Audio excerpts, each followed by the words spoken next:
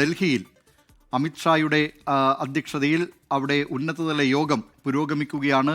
ചെങ്കോട്ട സ്ഫോടനവുമായി ബന്ധപ്പെട്ട കാര്യങ്ങളാണ് ഈ യോഗം പ്രധാനമായും ചർച്ച ചെയ്യുന്നത്. അമിത്ഷായുടെ വീടിന് മുന്നിൽ നിന്ന് ബൽറാം നെടുങ്ങാടി ചേരുന്നുണ്ട്. അതോടൊപ്പം തന്നെ ചെങ്കോട്ടയിലെ ഈ സ്ഫോടന സ്ഥലത്ത് വിനീത VG ഉണ്ട്. ലോക്നായക് ജയപ്രകാശ് ആശുപത്രിയിൽ, LNJP ആശുപത്രിയിൽ നിന്ന് അജീഷ് ജയകുമാറും ചേരുകയാണ്. ആദ്യം ബൽറാമിലേക്ക്. ബൽറാം, യോഗം എങ്ങനെ പുരോഗമിക്കുന്നു? എന്തൊക്കെയാണ് ഇക്കാര്യത്തിൽ ഇന്ത്യയുടെ ഭാഗത്തു നിന്നുള്ള പ്രതികരണങ്ങൾ? ഔദ്യോഗികമായ എന്തെങ്കിലും പ്രതികരണം കേന്ദ്ര സർക്കാരിൻ്റെ ഭാഗത്തു നിന്ന് ഉണ്ടായിട്ടുണ്ടോ?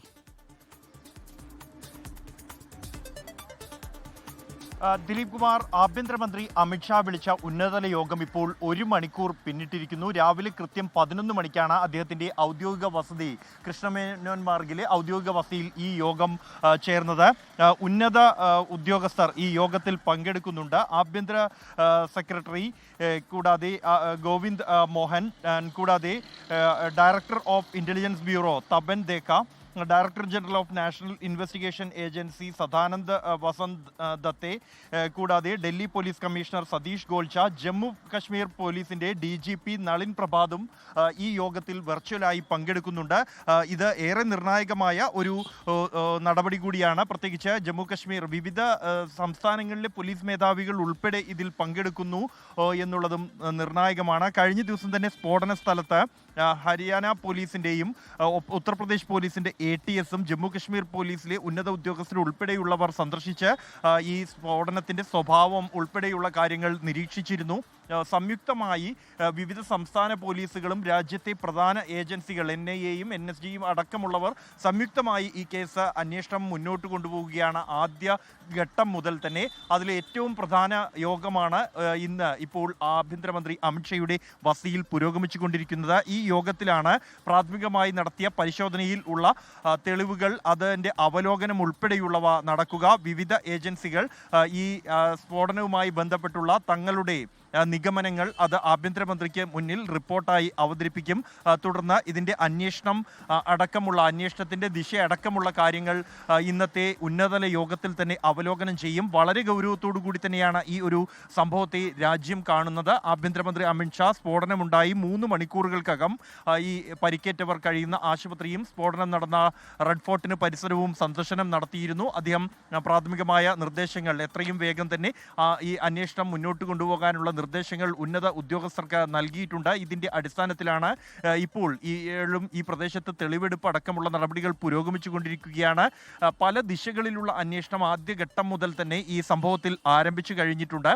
ഈ വാഹനം അതിവേഗം തന്നെ ട്രാക്ക് ചെയ്യാൻ കഴിഞ്ഞു. അതിൻ്റെ ഇതുവരെയുള്ള ഉടമസ്ഥർ അവരെ ചോദ്യം ചെയ്യുന്ന ഒരാളൊഴികെ മറ്റെല്ലാവരെയും ഇതിനകം തന്നെ ചോദ്യം ചെയ്യാനും കഴിഞ്ഞിട്ടുണ്ട്. ഏറ്റവും ഒടുവിൽ ഇപ്പോൾ ആ വാഹനം കൈവശം വെച്ചിരിക്കുന്ന ആമിർ ഉൾപ്പെടെയുള്ളവർ നിലവിൽ ഇപ്പോൾ കസ്റ്റഡിയിൽ ഉണ്ട് പോലീസിൻ്റെ.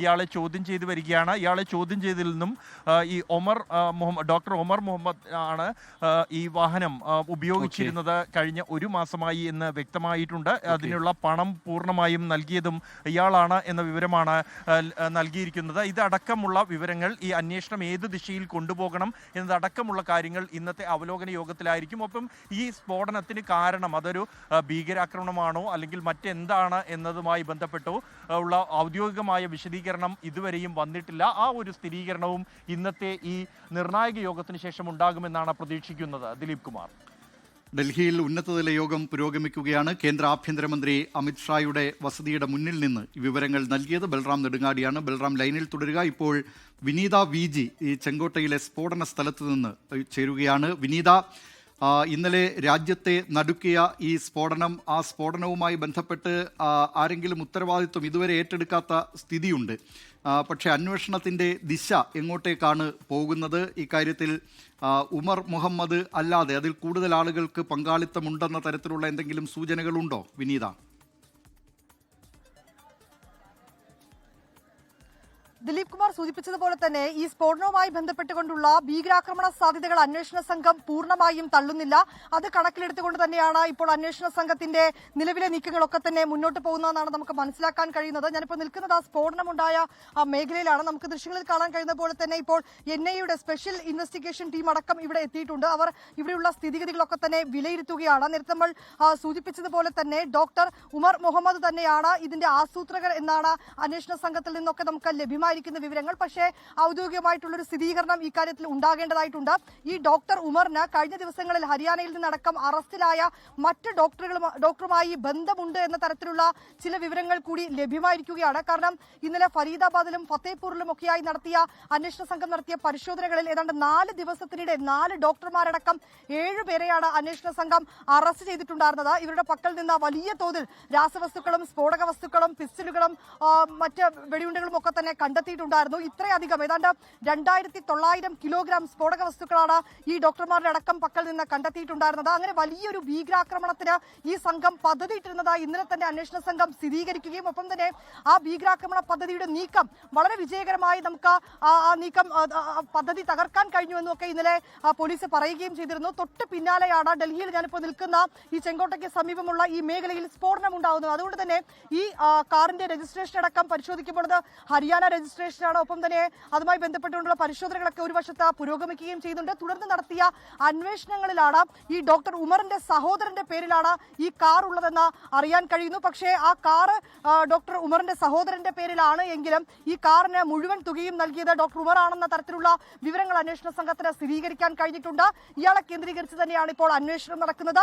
ഈ ഡോക്ടറുടെ 2 സഹോദരങ്ങളും ഒപ്പം തന്നെ അമ്മയും ഇപ്പോൾ പോലീസിന്റെ കസ്റ്റഡിയിലാണുള്ളത്. ഇവരെ വളരെ വിശദമായി തന്നെ അന്വേഷണ സംഘം ചോദ്യം ചെയ്യുകയാണ്. കഴിഞ്ഞ ദിവസങ്ങളിൽ അറസ്റ്റിലായ ഡോക്ടർമാരുമായി ഡോക്ടർ ഉമറിന് ബന്ധമുണ്ട് എന്ന് തന്നെയാണ് അന്വേഷണ സംഘം സംശയിക്കുന്നത്. അതുമായി ബന്ധപ്പെട്ടുകൊണ്ടുള്ള ചില വിവരങ്ങളും അന്വേഷണ സംഘത്തിന് ലഭ്യമായിട്ടുണ്ട്. ഒപ്പം തന്നെ ദിലീപ് കുമാർ കഴിഞ്ഞ ദിവസം അറസ്റ്റിലായ മുസ്മിൽ ഷക്കീൽ ഡോക്ടറാണ്.